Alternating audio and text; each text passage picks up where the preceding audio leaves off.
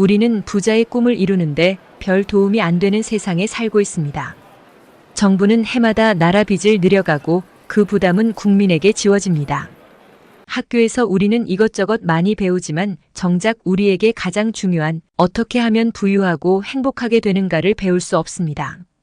게다가 우리 사회는 과소비에 들떠 있고 가족과 주변 친구들을 돌아봐도 모두 돈을 쓸 줄만 알지 모을 줄 아는 사람은 많지 않습니다.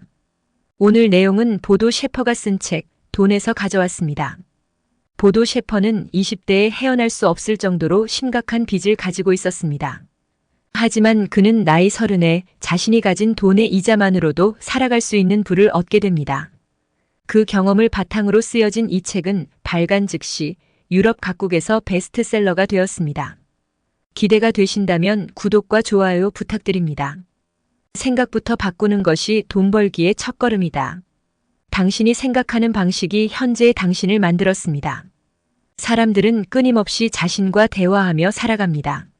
만약 당신의 의식 가운데 돈은 나쁜 것이라는 생각이 있다면 부자 되기는 애초에 틀린 일입니다. 돈은 좋은 것입니다. 돈은 인생의 많은 것들을 바꾸어 놓습니다. 물론 돈이 인생의 모든 문제를 해결해 주지는 않습니다.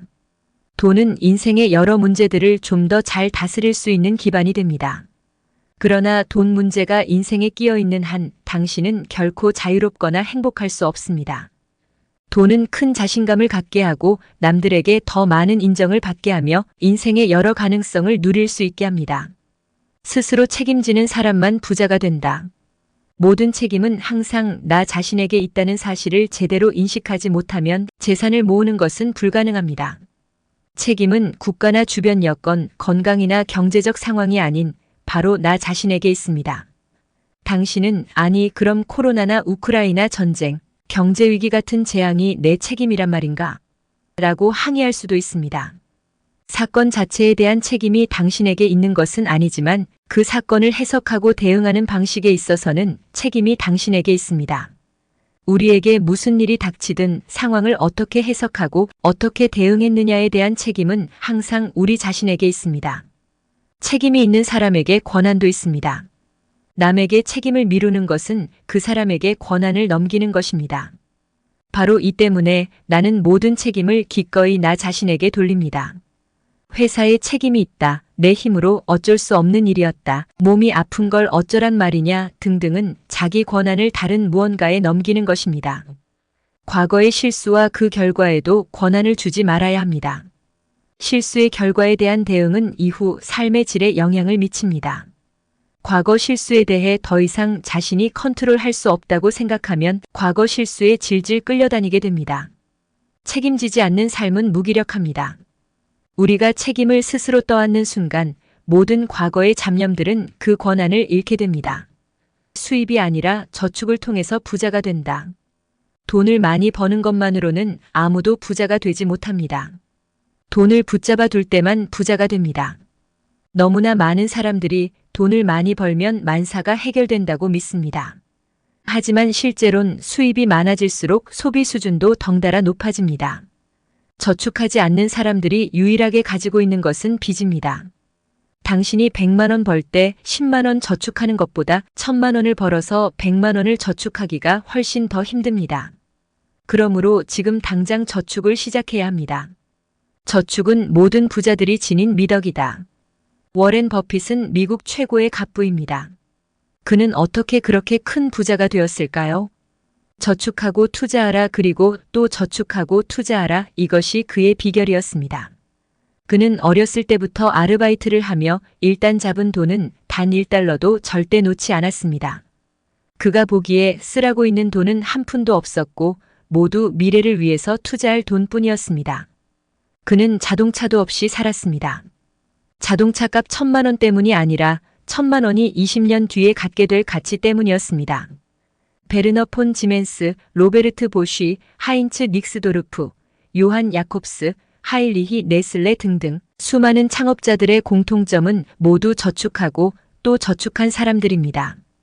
동서고금을 막론하고 지독하게 절약하고 저축하지 않은 창업자는 단 한 사람도 없었습니다. 물론 그들도 부도를 내거나 망한 일이 종종 있었습니다.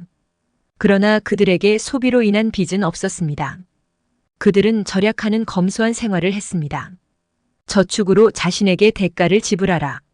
매달 수입의 10%를 저축함으로써 당신 자신에게 지불하세요. 그리고 20%는 절대로 건드리지 말아야 합니다. 20%로 당신은 이제 황금알을 낳는 거위를 키우는 것입니다. 20%로 당신은 더 이상 일할 필요 없이 이자로만 살아갈 수 있을 만큼 큰 돈을 버는 부자가 됩니다.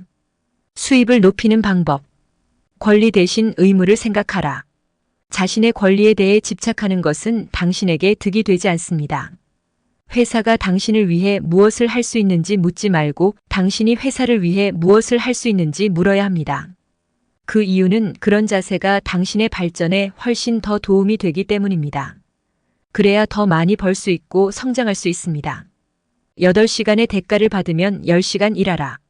상대방이 당신에게서 기대하는 것보다 항상 더 많은 것을 제공하세요. 사람들이 놀랄 정도로 기대 이상으로 일을 하는 겁니다.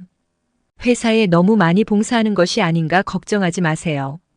왜냐하면 그 대가로 당신은 성공하는 사람들이 일하는 법을 몸에 익히게 됩니다. 일을 빨리 하라.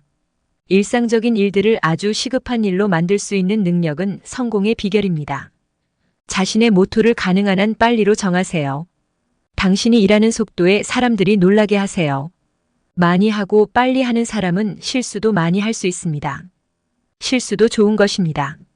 실수는 경험을 낳고 경험은 올바른 결정을 빠르게 내리는데 도움이 됩니다. 실수를 두려워하지 않는 사람은 새로운 것을 만들어냅니다. 의미 없는 일은 없다. 모든 일은 잘할 만한 가치가 있는 일입니다. 전화를 받거나 회의장 의자를 정리하거나 상관없이 말입니다. 의미 없는 일은 없습니다. 항상 100%를 발휘하세요. 항상 억만장자가 당신이 일하는 모습을 지켜보고 있다고 생각하세요.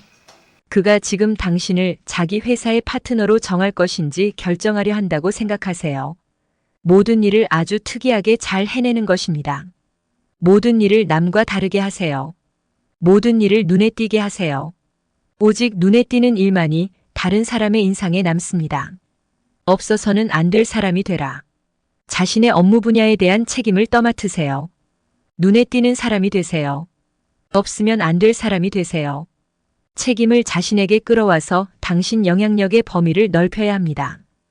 회사야, 내가 여기 있다고 말할 수 있는 자세를 지니세요. 그리고 당신의 고유 업무를 회사에 없으면 안 될 업무로 만들어버리세요.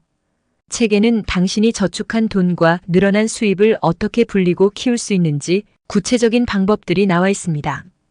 이 책 꼭 읽어보시길 추천드립니다. 지식담기였습니다. 함께 해주셔서 감사드립니다.